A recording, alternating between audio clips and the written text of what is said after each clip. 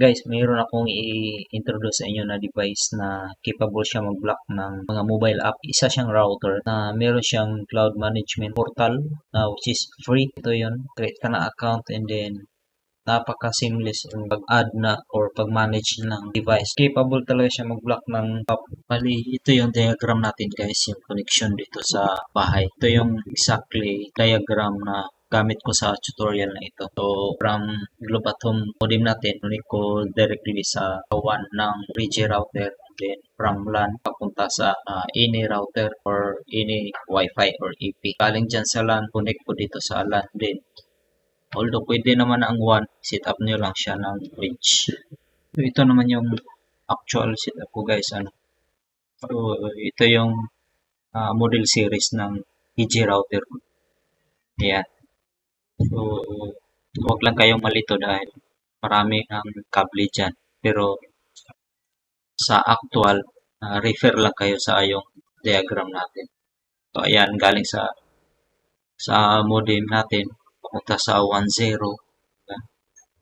So, yun yung kable niya. Sinaksak ko dito sa isa sa mga LAN port ng Globe at Home natin. So, yan siya.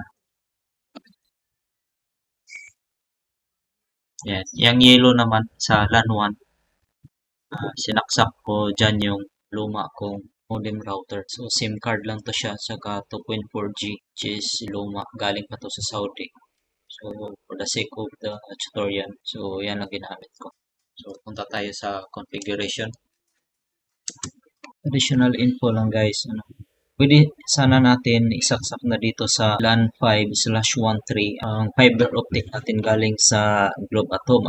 Kaso, itong Regi is meron siyang limitation sa PPPoE password account. Ipakita ko sa inyo. Ito yung sinasabi ko guys. Login ko muna yung account. Then, under sa home, click nyo yung project. Takay sa devices. Then, interface. Under sa gateway, interface. And then, dito nakasaksak yung internet galing sa Globe at Home. Under sa IPv4 tab, select natin ang PPPoE. So, mag-testing lang tayo ng testing tayo ng account.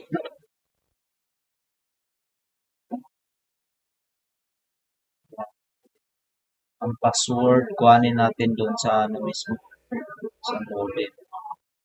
Kita ko sa inyo kung gaano siya kataas. Gaano karaming karakter. So, under sa 1, click na yung connected name. So, ito yung PPPoE account natin. So, email, dapat ito makuha natin. Para maging characters yan, balitan natin. Ayan.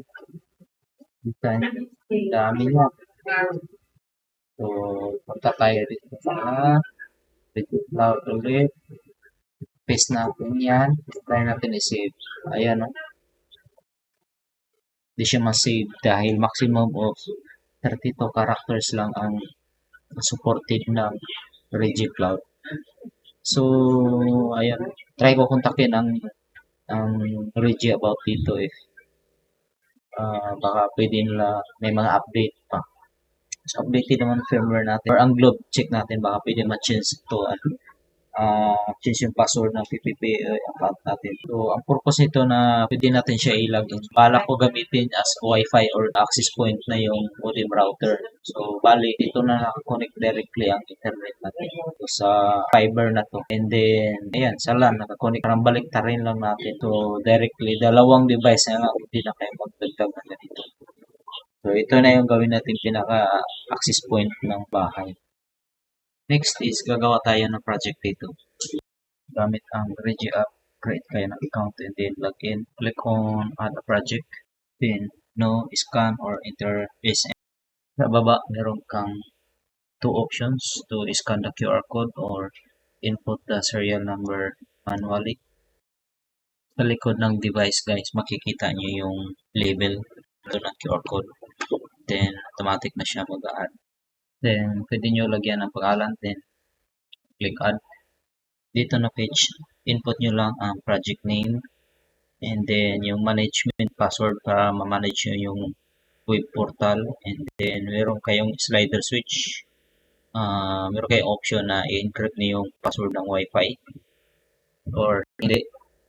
So, since sa tutorial na to wala tayong Regi wifi, so pwede nyo skip yan, but I think it's required.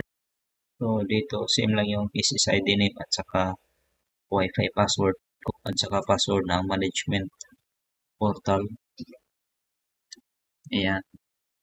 And then, ayan, encrypt ko siya. So, you have a choice to turn off naman. Then, next is select a region and a scenario. If click on OK. And then, ayun. Kita mo na yung hardware na nasa network. Sa next video, gagawa tayo ng block policy for Facebook and TikTok.